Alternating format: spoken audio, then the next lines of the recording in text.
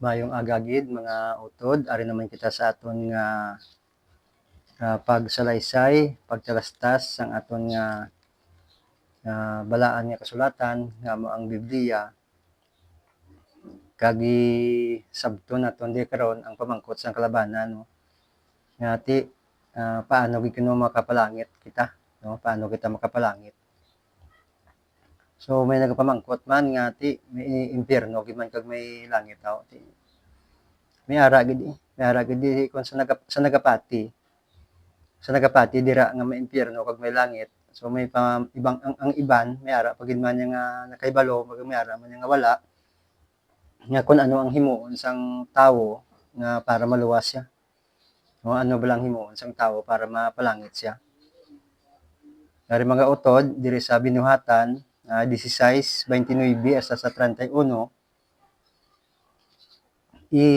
sugid ko sa inyo kay si Pablo ni siya kag si Silas ginbilanggo siya mo tungod sa ilang pagpangwali ginbilanggo sila gindala sila sa presuhan kag ginbilanggo sa sobra nila nga kanta sa Ginoo sang pagdayaw dira nga nagkalabogras ang presuhan ang mga silda bla mga kadina so kinalbaan ang bantay kinalbaan ng gwardiya pati ang gwardiya nagtuo sa Dios nagtuo ang gwardiya sa Ginoo kati namangkot siya kay Pablo kay Silas kung ano gid ba lang iyang himuon so basahon ta diri sa binuhatan 16:29-31 ariyo nagpangayo ang bantay sang suga kag dali-dali siya nga nagsulod kag nagluhod nga palangurog sa atubangan ni Pablo kag ni Silas.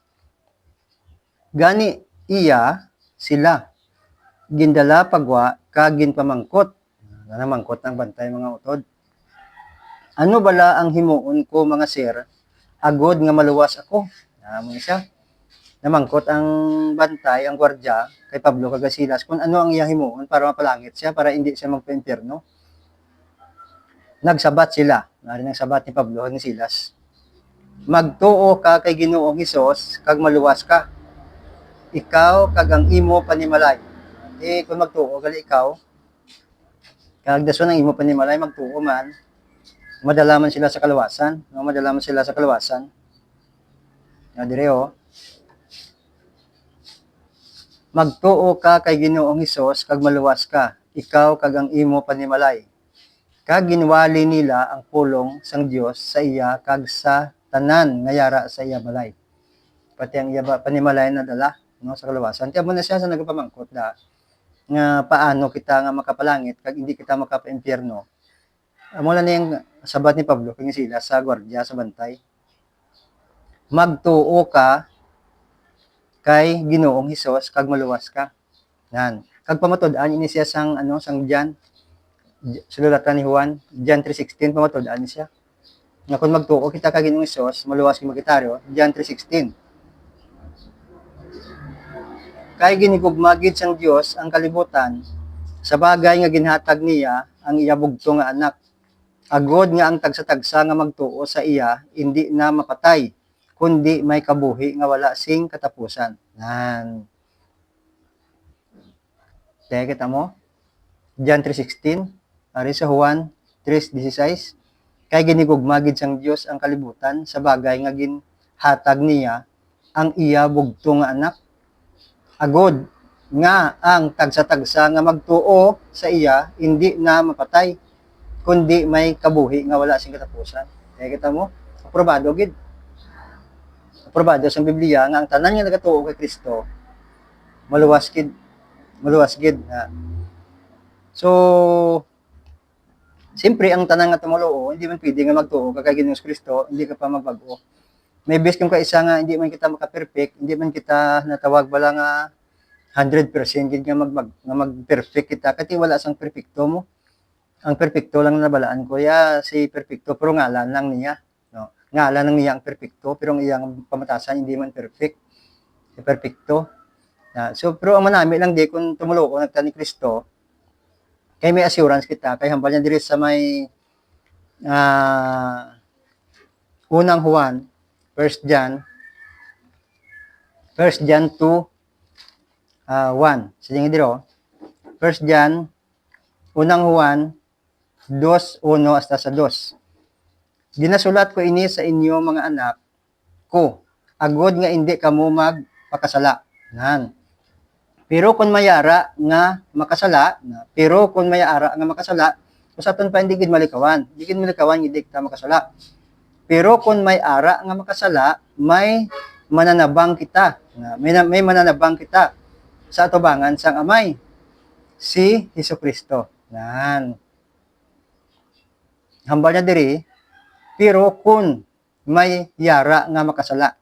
Kusaton pa, nga isa hindi gid maka-perfect wala sa hindi gid makatuman kay ti tawo lang kita kung gisa mo hindi mo naton gisa mahambal kita nga daw sinugid kita nga makabag-o kita dayon di ba pero naghambal na diri sa unang Juan 2:1 asa sa 2 pero kun mayara nga makasala siling niya may mananabang kita sa tubangan sang Dios nga Amay si Hesukristo ang matarong nan kay si Kristo mismo amo ang paagi nga mapatawad ang aton mga sala.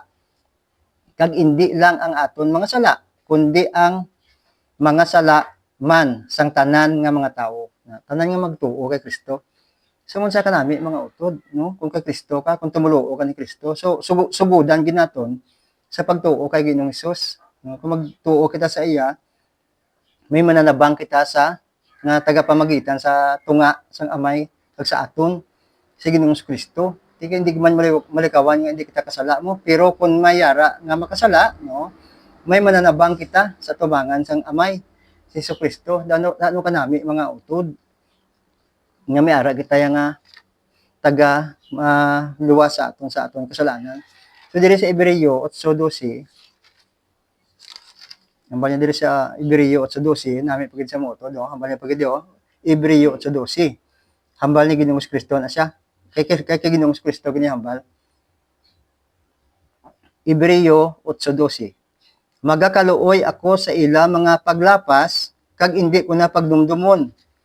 Yan. Ang ila mga sala. Amo na siya kanami kung tumulo kita ni Kristo. Gani nga tuuhan ta siya no. Tuuhan ta sa Ginoong Kristo. Gani nga kung sino ko pamati kada kun ikaw man dira sulod ka sa kwarto mo luhod ka kag magampo ka kag Ginoong Kristo, mangayo ka sang kapatawaran sa imong masala kag mag-surrender sa iya, kag batunon mo siya.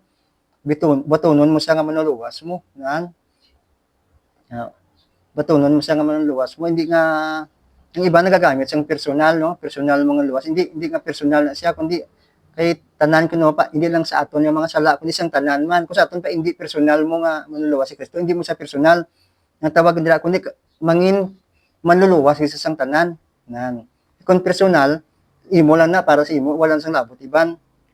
Kay personalize mo siya mo. Pero kung para sa imo kalawasan kag sa iban, nga mo na siya, hindi lang aton nga kalagang maluwas, kundi sa iban man nga tumuluo man.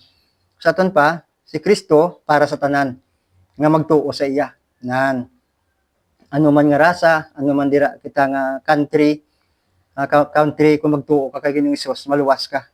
Gani akuon mo sa imo kagalingon nga makasala ka, surrender mo kay Ginoong Hesus kag batunon mo siya sing hugot sa imo tagipusoon. Ihambal mo nga Ginoong Hesus, patawara ako sa akon mga sala. Ginasurrender ko ang tanan ko nga sala sa imo kag ginapatawad ko man ang mga tanan nga nakasala sa akon. Kag yari Ginoo, ginabaton ko ikaw nga akon manluluwas. Yan, ginabaton ko ikaw nga akon manluluwas. Buligi ako Ginoo. Nga hindi ako makapasala liwat. Guide ako Ginoo. Amo na ihambal mo. Kag pangamayo ano man imo bilog nga panimalay, bilog mong pamilya. Mga abyan mo da, mga kilala mo. So mula na mga utod, sundin yung kag subaybaye pagid ang iba naton nga mga pag-share no. Ang tawag sini hindi man ako nga nagatudlo sa inyo. Hindi man ako nga nagatitsing sa inyo, kundi naka-share lang ko sa inyo. Sharing na siya, sharing. Ang dami salamat. God bless gid sa atong tanan.